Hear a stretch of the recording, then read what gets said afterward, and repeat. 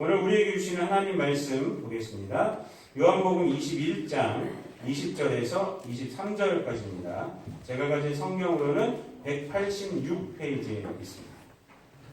베드로가 돌이켜 예수께서 사랑하시는 그 제자가 따르는 것을 보니 그는 만찬석에서 예수의 품에 의지하여 주님, 주님을 파는 자가 누구니까 묻던 자라. 이에 베드로가 그를 보고 예수께 여짜오되 주님, 이 사람은 어떻게 되겠사옵나이까? 예수께서 이르시되 내가 올 때까지 그를 머물게 하고자 할지라도 네게 무슨 상관이냐? 너는 나를 따르라 하시더라. 이 말씀이 형제들에게 나가서 그 제자는 죽지 아니하겠다 하였으나 예수의 말씀은 그가 죽지 않겠다 하신 것이 아니라 내가 올 때까지 그를 머물게 하고자 할지라도 네게 무슨 상관이냐 하신 것이더라. 아멘. 할렐루야 찬양대 찬양이 있겠습니다.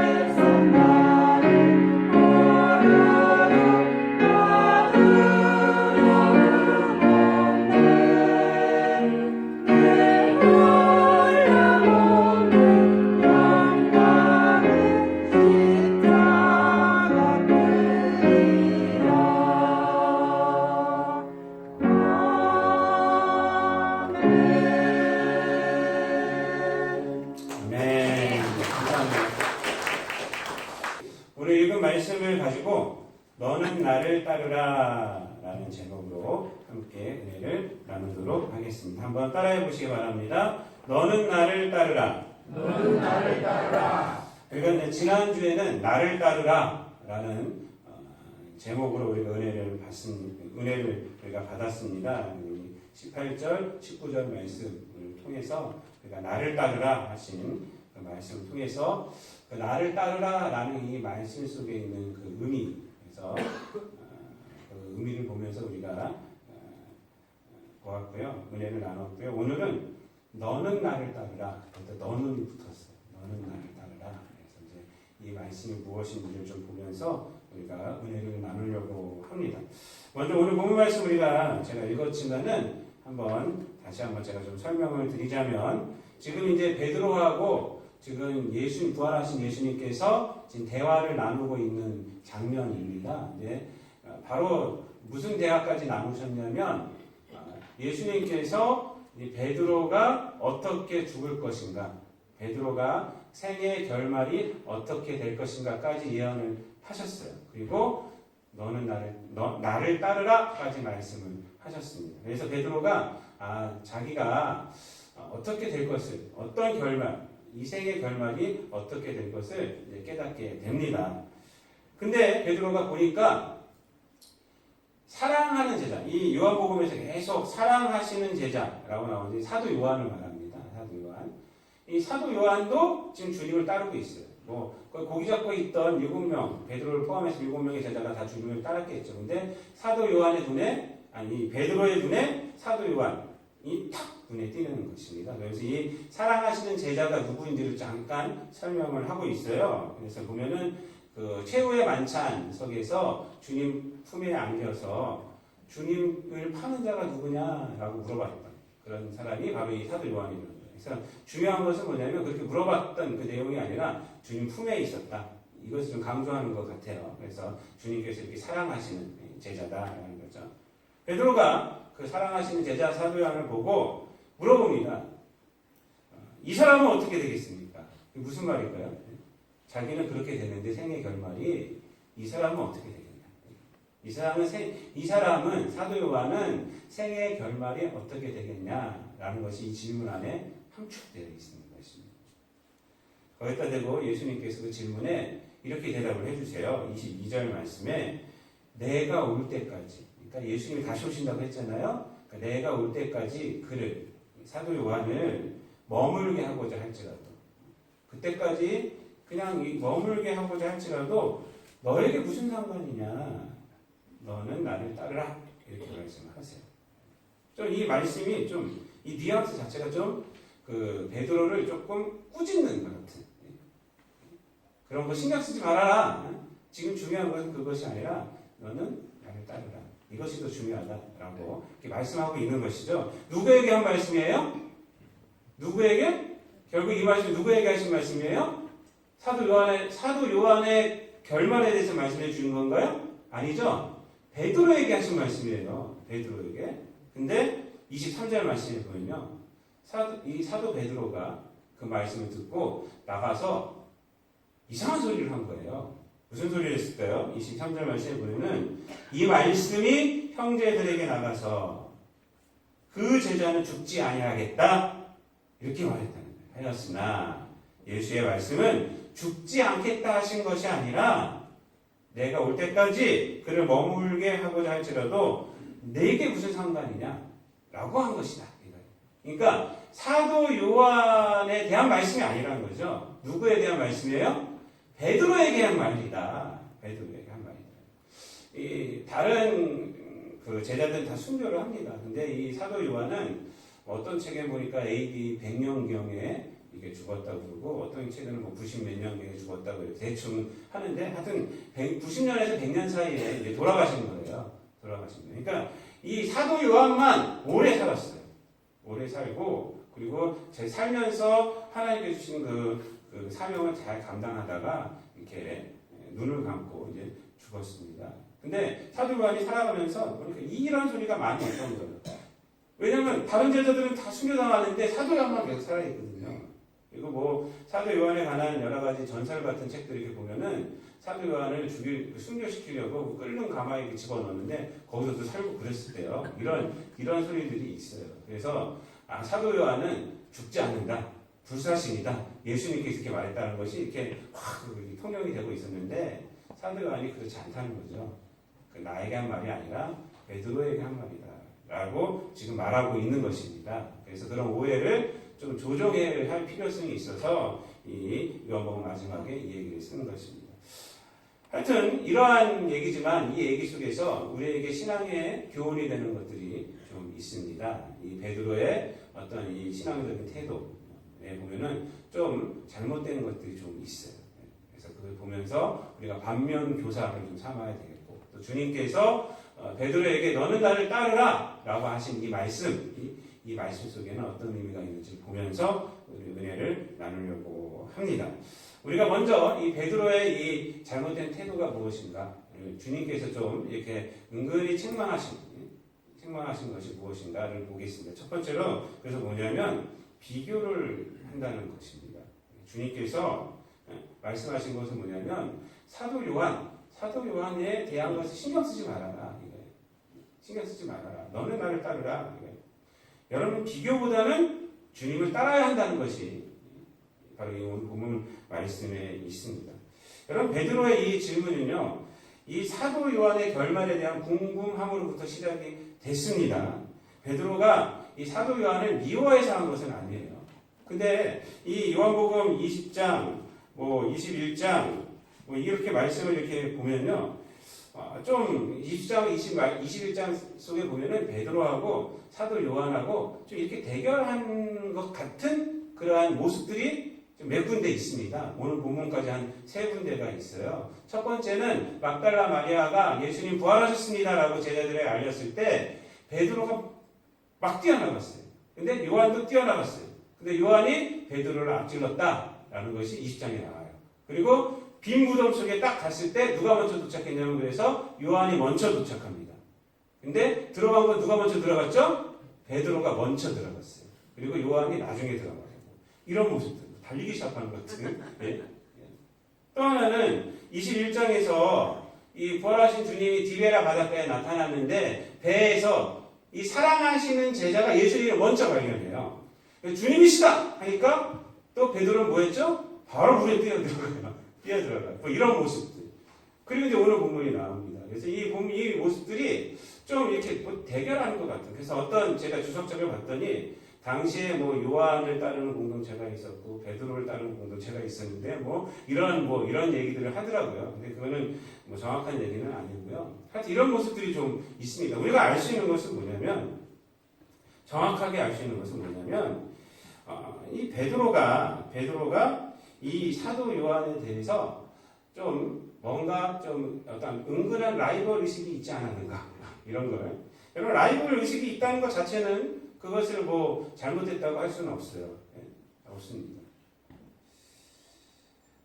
우리가 살아가면서 우리에게 어떤 라이벌이 있다는 것은요 나쁘지 않다고 저는 생각을 합니다. 상식적으로 피겨 스케이트 선수였던 김연아 선수하고 일본의 아사다 마오 선수랑 우리 매스컴들이 맨날 라이벌이라고 그러잖아요. 둘이는 모르겠어요. 둘이는 라이벌인지 어쩐지 모르겠지만은 하여튼 우리가 알 수 있는 것은 김연아 선수는 아사다 마오가 있었기 때문에 또 열심히 했겠죠. 자극이 돼서 늘 매스컴에 이렇게 부추기고 하니까 또 아사다 마오도 그렇겠죠.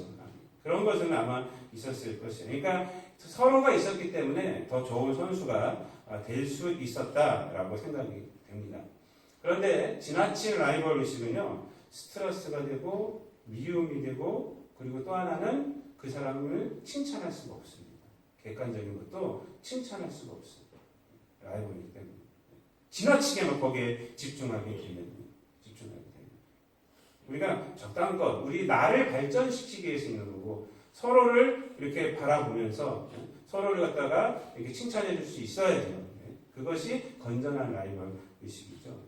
이 예수님의 이 말씀을 보면은 이 사도 베드로가 어떤 마음을 품고 있는지는 우리가 모르겠어요. 근데 예수님의 이 말씀을 보면은 이 말씀에 있는 뉘앙스를 보면은 이 사도 베드로가 이 사도 요한에 대해서 좀 그런 좀 라이벌 의식이 있었으리라 생각이 됩니다. 그리고 전체적인 이 베드로의 성격상 지고는 못 사는 이런 성격이 있었기 때문에 좀 그런 것들이 있지 않았나 생각이 됩니다. 하여튼 이 말씀 속에서 내가 올 때까지 그를 머무게 할지라도 너에게 무슨 상관이냐라고 하신 이 예수님의 말씀 속에서는 이 사도 요한의 결말이 어떻게 되든 말든 그것이 중요한 게 아니다 이거죠.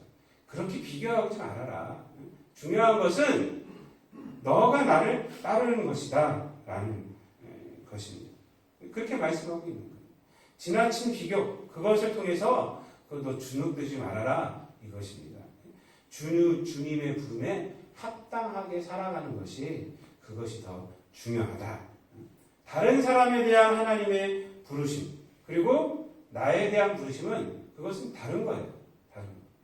나에 대한 부르심에 그것에 집중하면서 사랑하면 된다라는 것을 말씀을 해주고 있는 것입니다.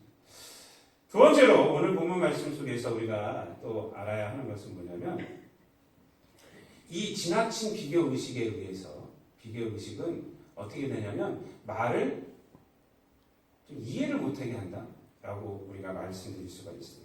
그러니까 자기 생각대로 해석을 해버린다는 것입니다. 오해가 된다는 것입니다. 오늘 본문 말씀을 보면요, 이 사도 베드로가 예수님의 말씀을 오해를 했어요. 이 말씀 누구에게 한 말씀이라고요? 사도 베드로에게 하신 말씀이에요. 사도 요한이 이렇게 되겠다라고 말한 것이 아니라 이것이 무슨 상관이냐? 너는 나를 따르라 라고 한 말씀이죠. 이렇게 하겠다 이것이 아니라. 근데 사도 베드로가 나가서 무슨 얘기를 했다고요? 사도 요한은 죽지 않는다. 이 사람은 죽지 않는다. 이렇게 말을 했다는 것입니다. 여러분, 하나님의 말씀은요, 1차적으로 누구에게 주는 거냐면 나에게 주는 거예요. 나에게. 남을 판단하라고 주는 것이 아닙니다. 판단하라고. 이 사도 베드로는 그냥 그 사랑하시는 제자 생각하다가 예수님이 하신 말씀을 오해해버린 거예요. 그 사람은 죽지 않는다.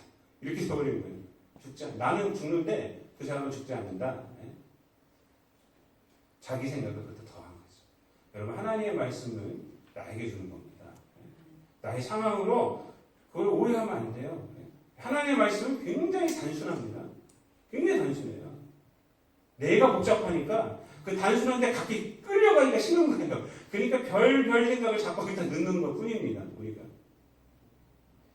여러분, 하나님의 말씀을 이렇게 변경시키면 큰 위험이 따릅니다. 하나님의 말씀 그대로 믿어야 돼요. 그대로 믿어야 되고, 말씀이 떨어지면 그대로 순종해야 합니다. 말씀을 자꾸 짜증게 하지 마세요. 여러분, 말씀을 짜증게 하는 단체가 어떤 단체예요? 신천지예요. 신천지. 여러분, 신천지는요, 이 말씀을 얼마나 짜증게 하는지 몰라요. 이쪽에는 성경 말씀을 가지고 다른 성경을 만들어내요. 그러면서 성경적이다. 이렇게 말을 하고 있어요. 말도 안 되는 거죠. 이쪽에 있는 말씀에서 한 구절 갖고 오고, 이쪽에 있는 구절 한 구절 갖고 그걸 이어요. 그래서 그러다 보면 이만희가 이긴 자가 돼요. 요한계시록 나온 이긴 자, 말씀을 맡은 자, 신약을 해석하는 자. 이 사람들은 어떻게 하냐면 구약 이 신약 말씀 예수님께서 십자가에 달려서 다 이루셨다라고 말씀하셨잖아요. 요한복음 19장에서 다 이루셨다. 그래서 예수님이 구약을 다 이루셨대요. 맞는 소리에 틀린 소리예요. 맞죠? 그래서 누가 이제 필요하냐? 지금 이 시대에는 이제 신약을 이루어야 할 사람이 필요하다. 신약은 뭐냐면 예수님께서 말씀하신 거. 그건 다 그걸 예언으로 되어 있대요. 비유로 되어 있다고 하는. 그러면서 막 이것저것을 깨워가지고 그 비유를 풀 사람이 누구냐? 신약을 이루어야 할 사람이 누구냐? 바로 이만이다. 이렇게. 그러면서 막 요한계시록을 막 해석을 막 이상하게 해줘요. 성경 말씀 이것저것 갖고 와서 무슨 막 꿰맞추게 해서. 그 성경이 아닙니다. 프랑켄슈타인이에요. 막 꼬매가지고 이상한 괴물을 만들어내는 거예요. 여러분, 말씀을 이렇게 변경시키면 절대 안 됩니다. 절대 안 돼요. 여러분, 예수님은요, 다 이루었다 하시고 끝냈어요? 손 딱 띄셨냐고요. 우리 구원을 다 이루셨죠. 손 딱 띄셨냐고요. 성경에서 이렇게 말하고 있어요? 아니죠. 요한계시록 우리가 수요일날 좀 배우고 있는데 요한계시록에서 뭐라고 말씀하셨죠? 나는 알파와 오메가 처음이요 나중이다. 이렇게 말하고 계세요. 그러니까 예수님은 처음이시고 마지막이세요. 마지막. 알파 오메가. 역사의 처음이시고 역사의 마침이시거든요. 다 이루고 나서 없어지신 분이 아니에요. 역사의 뒤편으로 가신 분이 아니라 주님께서 맞추실 거예요. 그때까지 계속 이루어지는 거예요. 그때까지. 성령님 보내주시고요. 그때까지 주님께서 다 하시는 겁니다. 다 하시는 거예요. 이상한 논리에 빠지시면 안 돼요. 그래서 주님 우리의 중보자 되시고요. 우리의 힘이 되시고요. 우리의 참 소망 되시는 분이 누구예요? 예수님이에요. 예수님이에요. 예수님. 지금도 예수님이에요. 지금 뭐 다른 뭐 말씀을 이해할 그런 분이 필요한 것이 아닙니다. 성경은 조각적으로 보면 절대로 안 됩니다. 성경은 전체로 보는 거예요. 전체. 하나님의 전체에서 주시는 말씀이 있어요. 우리가 부분적으로 이렇게 이해할 때도 마찬가지입니다. 그 전체로 보면서 말씀을 전하는 거예요. 사도 베드로는요, 예수님의 말씀을 자기 생각을 전하는 도구로 삼았어요. 그렇죠? 그렇게 삼은 거예요. 사도 요한은 죽지 않는다.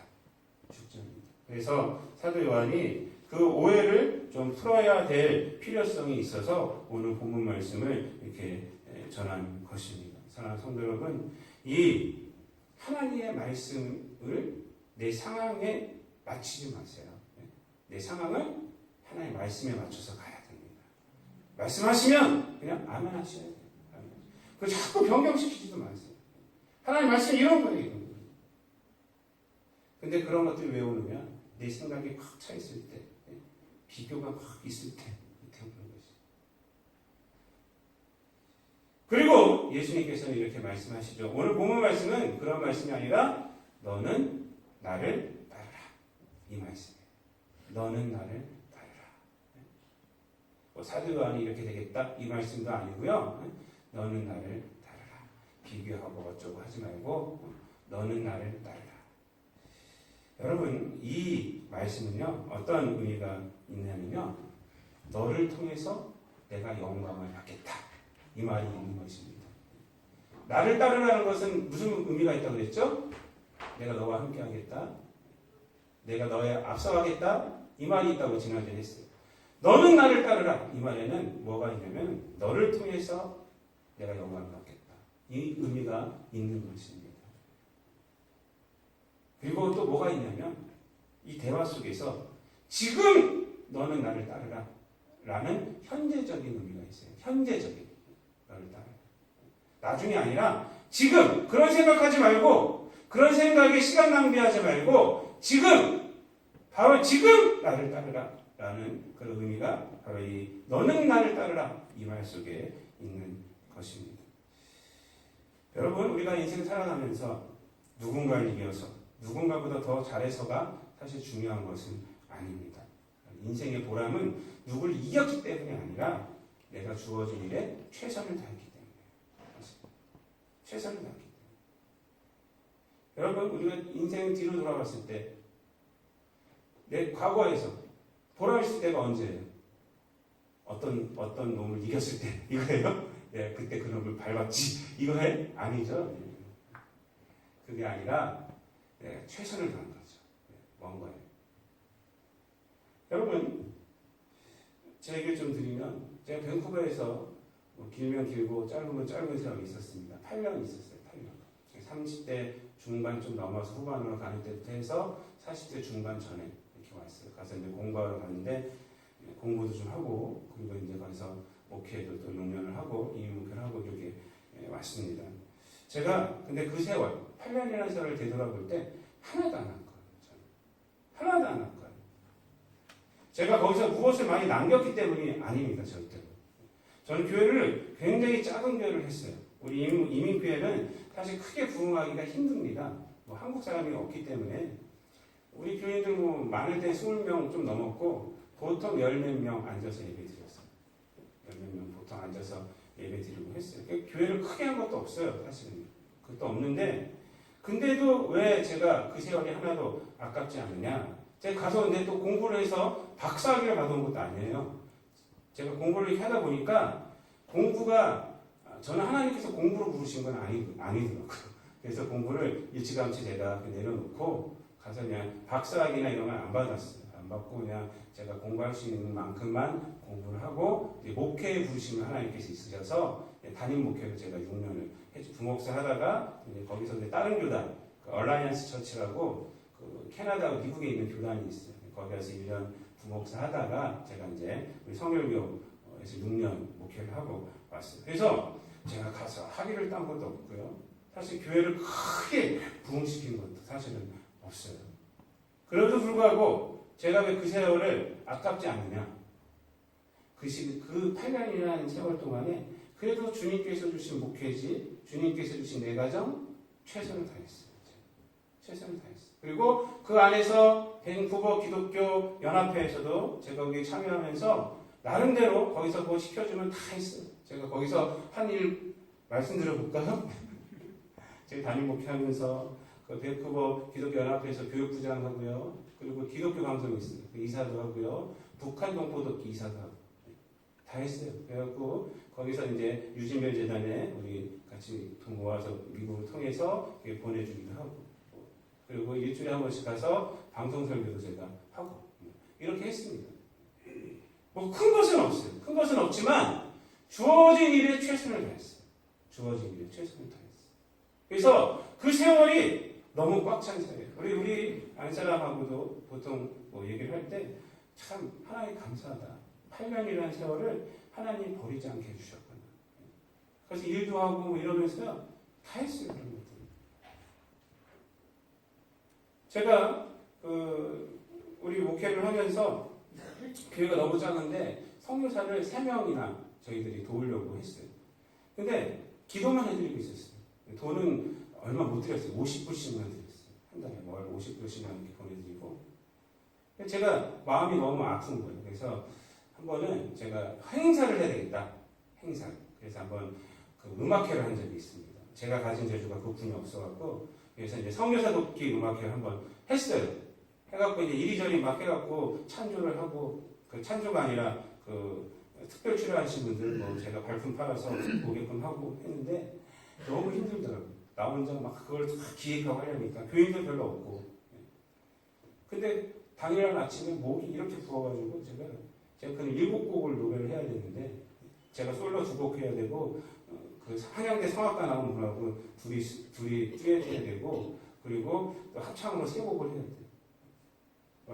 합창으로 4곡을 해야 돼요. 근데 목이 이렇게 부은 거예요. 근데 찬양을 하는데 솔로를 막 제가 독창을 하는데 한 곡은 못 불렀어요. 막 서럽기도 하고 제가 서럽기도 하고 그러면서 또 하나님께서 그 은혜를 주시는데 또 그래서 못 불렀어요. 못 불렀어요. 근데 하나님께서 도와주셔가지고요. 못 부르니까 더 은혜가 되더라고요. 사람들한테. 껄껄 울면서 막 그러니까 그때 그날 오신 분들이 은혜가 됐나 봐. 헌금이 막 얼마 많이 나가지고 헌금 순서가 없었어요. 우리는 지금도 그렇지만 뒤에다 이렇게 놓고 하실 만큼 하고 그냥 가시라고 헌금이 나와갖고 3명의 선교사들한테 이렇게 보내줬어요. 지금도 그 제 비디오 클립 유튜브에도 있고요. 밴쿠버 빛과 소금 선교회에 가면 제 클립들이 설교한 것처럼 나와요. 지금도 제 컴퓨터에 있어요. 그래서 가끔 봐요. 이것도 노래라고 했나 이런 거 있는데 여러분 그냥 했어요. 그냥 그런 마음 갖고 했어요. 했더니 하나님께서 도와주시고 하나님께서 부어주시고 하나님께서 함께 해주시고 하나님께서 영광 받아주시더라고요. 지금 베드로에게 지금 하는 말씀이 바로 그런 말씀입니다. 너는 나를 따르라. 나는 너에게 영광을 받기로 했다. 그것을 바라봐야 돼. 너에게 너를 쓰겠다. 너를 쓰겠다.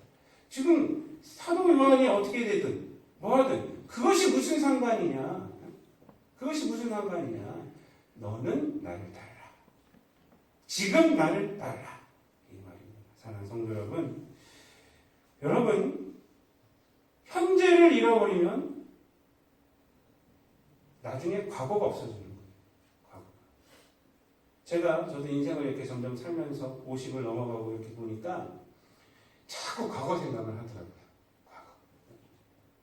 근데 지금 현재 최선을 다하지 않으면 지금 여러분 앞에 있는 그 사람들한테 최선을 다하지 않으면 지금 여러분의 가정에 최선을 다하지 않으면 지금 여러분이 섬기고 있는 교회에 최선을 다하지 않으면 옆에 있는 분들에게 최선을 다하지 않으면 나중에 보면은 없어지는 거예요. 생각할 과거가 없어요.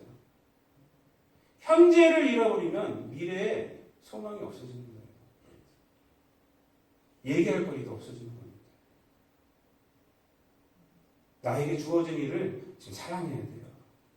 나에게 주어지는 사랑해야 돼요. 가장 소중한 자가 누군지 아십니까? 지금 바로 내 앞에 있는 사람이에요. 가장 소중한 자가. 나중에 만날 귀인을 만나리라. 그게 귀인이 아니에요, 여러분. 지금 옆에 있는 분들이 귀인이에요. 귀인들이. 내 가족들이 가장 소중한 자입니다. 여러분, 나무는요, 이게 지금 막 추워졌잖아요. 나무는 겨울이 오잖아요. 근데 겨울이 온다고 해서 가을을 버리지 않죠. 여러분. 최선을 다합니다. 좀 있으면 낙엽이 다 떨어지겠지만 그래도 거기에다가 최선을 다해서 색깔을 입혀버려요.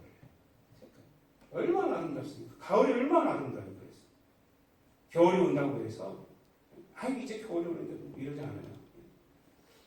떨어질 땐 떨어질 망정, 너와 이별할 땐 이별할 망정, 뭘 해요? 거기다가 노란색, 빨간색, 파란색은 아니고 뭐 이런 색깔들을 쫙 입힙니다. 그래서 온 천지가 얼마나 아름다워집니다.